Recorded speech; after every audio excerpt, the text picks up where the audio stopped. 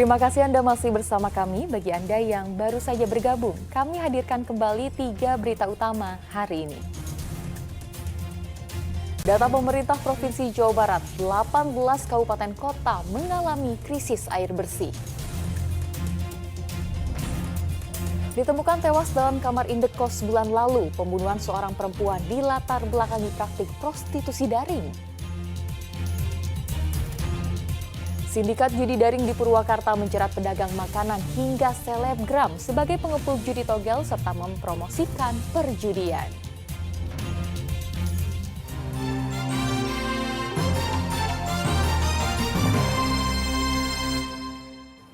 Kita ke informasi selanjutnya. Kasus pembunuhan gadis di bawah umur Agustus lalu di kota Tasikmalaya diungkap polisi. Pembunuhan rupanya dilakukan oleh seorang lelaki, pelanggan praktik prostitusi daring yang dilakukan korban. Kasus penemuan mayat seorang perempuan di bawah umur di sebuah rumah indekos di kota Tasikmalaya 17 Agustus lalu akhirnya terungkap. Anggota Polres Tasikmalaya Kota menangkap tersangka Rizal Mutakin, seorang pemuda warga Cikoneng, Ciamis. Dari hasil otopsi, korban tewas akibat mengalami penyumbatan jalan pernapasan. Menurut polisi, hal ini sesuai dengan apa yang diakui tersangka, di mana korban dipiting dan mulutnya dibekap hingga korban lemas karena kehabisan napas dan meninggal dunia. Pembunuhan ini rupanya dipicu praktik prostitusi daring. Kesepakatan antara korban dan pelaku berhubungan badan bersama korban dengan bayaran Rp200.000. Namun janji tersebut tidak ditepati korban. Tersangka yang meminta kembali uangnya sebesar Rp100.000 ditolak korban. Penolakan tersebut membuat tersangka kalap. Dan dari hasil komunikasi yang dilakukan kedua belah pihak, bagaimana mereka bersepakat untuk transaksi yang kemudian mereka lakukan menggunakan biaya sejumlah Rp200.000 dengan catatan bahwa biaya tersebut untuk transaksi 1 kali berhubungan badan. Namun sesampainya di TKP, hal yang kemudian dilakukan oleh anak korban adalah memuaskan hawa nafsu dari pihak tersangka dengan menggunakan tangannya. Atas kejadian ini, tersangka diancam hukuman 15 tahun penjara karena korban yang masih berada di bawah umur. Eko Setiabudi melaporkan dari kota Tasikmalaya.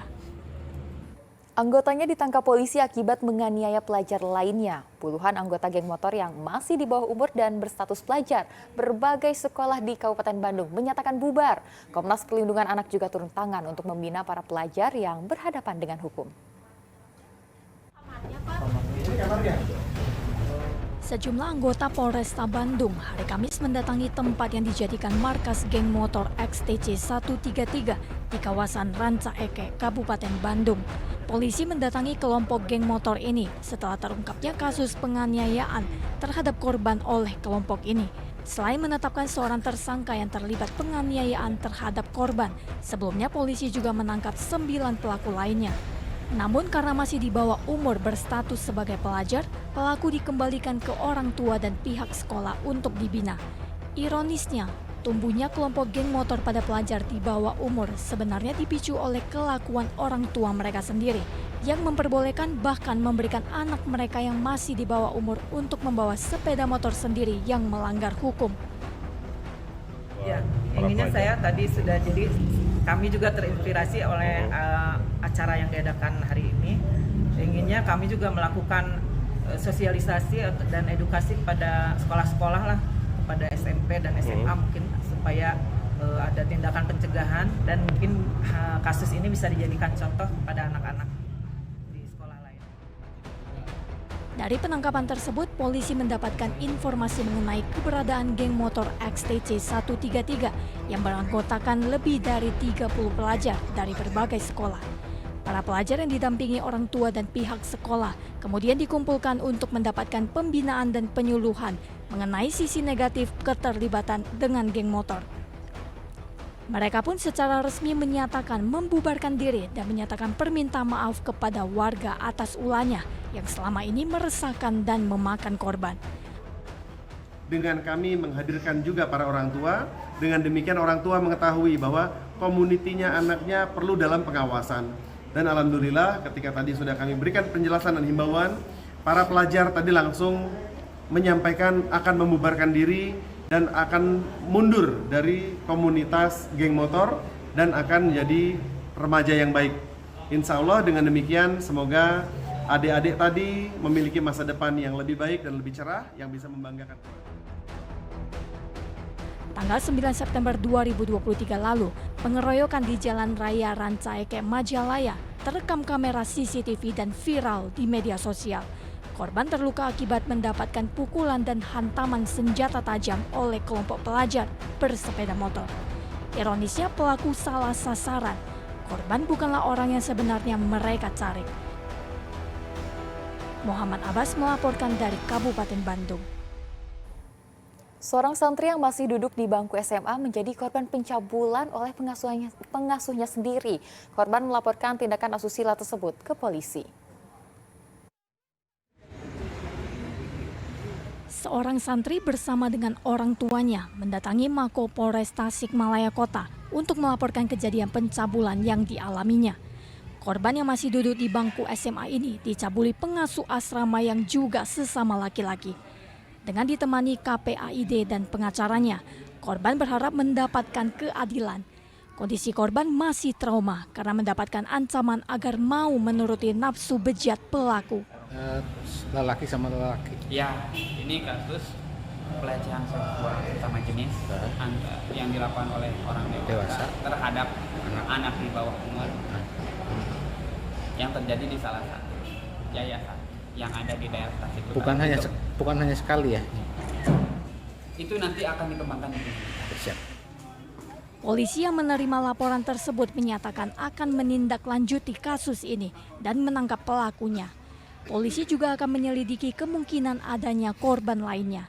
Ya, benar, kami Polres Tasikmalaya Kota tengah melakukan pemeriksaan terhadap kasus tersebut dalam proses penyelidikan unit PPA Satreskrim Polres Tasikmalaya.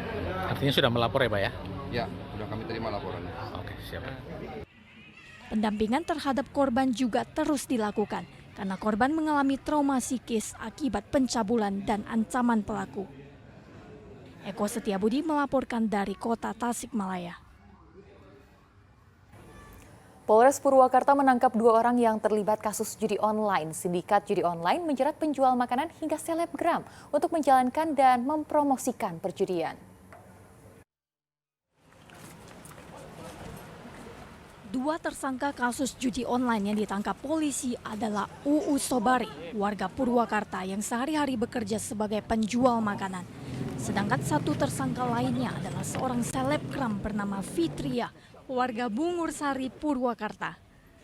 Tersangka Fitria ditangkap di rumahnya setelah dilaporkan oleh masyarakat karena tindakannya mempromosikan situs judi online melalui akun media sosial Instagram pribadinya. Praktik pidana itu sudah dilakukan 3 bulan terakhir dengan keuntungan Rp300.000 setiap minggunya. Dengan syarat harus mengunggah konten promosi situs judi online 2 kali sehari. Tersangka atas nama atau inisial FS, umur 19 tahun, warga atau alamat Kecamatan Bungur Sari. Peran tersangka adalah mengendorse salah satu akun judi online, salah satu situs online yang tersangka ini iklankan di salah satu media sosial Instagram yang bersangkutan followernya kurang lebih 44,9 ribu follower. Hingga kini polisi masih mencari 1 orang admin situs judi yang melibatkan Fitria. Sedang tersangka UU Sobari ditangkap polisi lantaran menjadi pengepul uang dari warga untuk berjudi togel melalui situs judi online. Hal ini dilakukan tersangka sambil berjualan makanan di wilayah Purwakarta Kota. Kemudian berhasil diamankan seseorang atas nama atau inisial US.